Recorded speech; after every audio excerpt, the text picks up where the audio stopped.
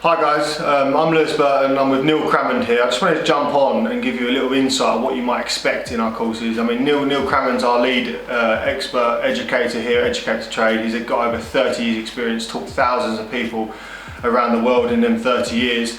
I mean, Neil, do you want to give us a little bit of background about yourself and how you got involved in trading? Fortunately for me, years ago, back in early 80s, 1982, you could do an apprenticeship in the city. So I finished school and went for an apprenticeship in the city, worked for a big American company, and they taught you how to trade, how to be a broker, and everything. So that helped. Unfortunately, nowadays, that apprenticeship has been withdrawn for a lot of companies. So in theory, I came through the ranks, being a junior, a yellow jacket, and working your way on the live floor, working your way up the coffee floor, the oil floor, potato floor, Baltic Exchange, over to Chicago to trade all these different markets. So you learn through your company how to make mistakes and how to rectify those mistakes. Unfortunately, nowadays that passage of entry is somewhat restricted. In regards to our courses and what we teach the students at Educate2trade, why are we different to a lot of stuff that's out there now? We try and bridge that gap between the retail sector and obviously the allegedly competent trader, or as they call the market, the professional trader. And there is a step to step up, like anything else, from being a hobby trader to taking the market slightly more professionally. And I think we are making that gap closer. Yeah. And obviously our members who sign up to all the courses and everything else, if you like it, because obviously hopefully their P&Ls tell us that. In regards to how we teach, do you give a set strategy, or how do they go about the one-to-one course? It's quite weird. I wouldn't say it's novice. We try and keep it as much as real time as possible, mainly because my education from trading was in real time. You were a junior and you come onto the markets, and it's what is trading in front of you with your heads up. It's all well and good looking at doing a course, and obviously our courses help you. But then when our members come into the one-to-one, they want to know what's happening today. If a cruise ship gets blocked on the Suez Canal, they want to know what's the best market to trade and what to do.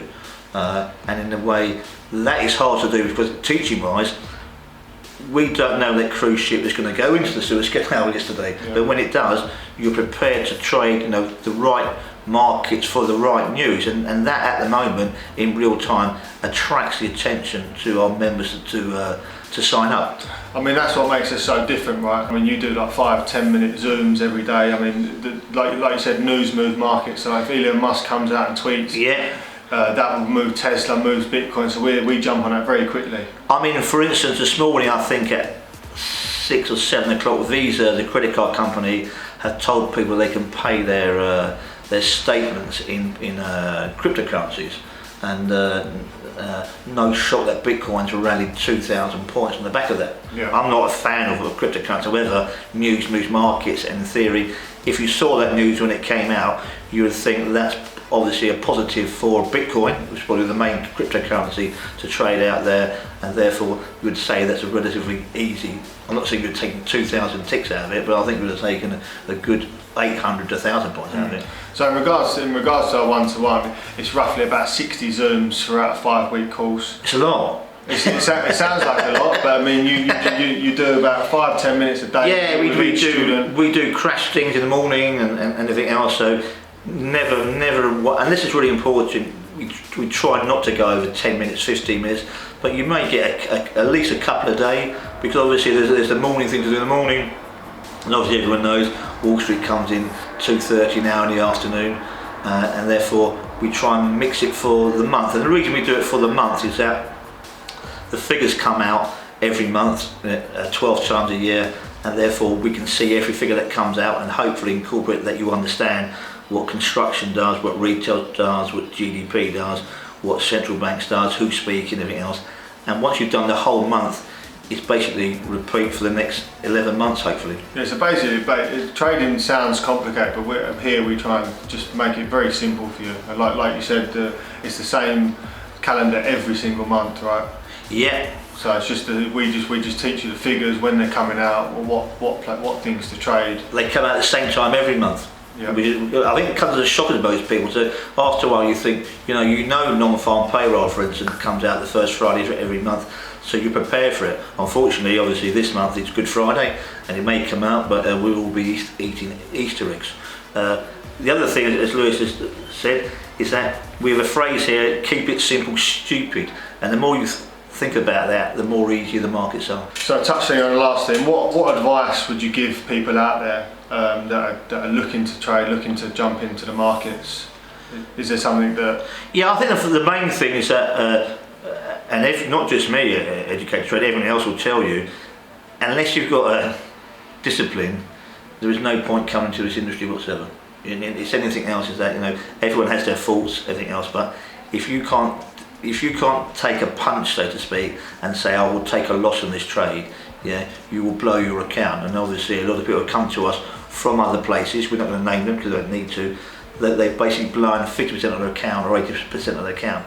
I think we're very strict that if you get past the 3% of your account on your trade, you should be asking yourself the question, not necessarily because you do wrong, because if you think the market should be going up and 99% of the people reckon it's going down, it will go down. At the end of the day, you may be 100% right, however your account's taken a 20% loss.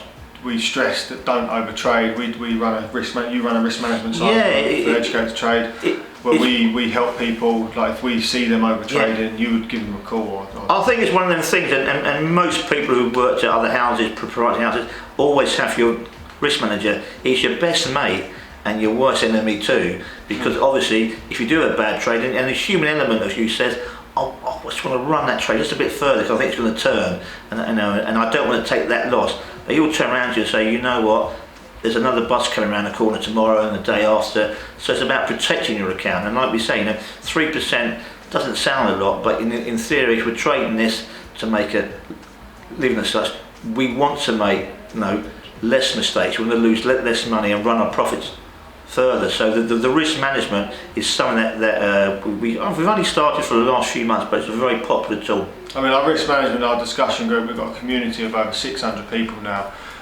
where we're on it 24/7, right? Anyone can ask questions. We're constantly educating you. Community as such. The same years ago, I worked on an open outcry floor. You were a community of say 4,000 people. Every single person on that floor wanted everyone to do well.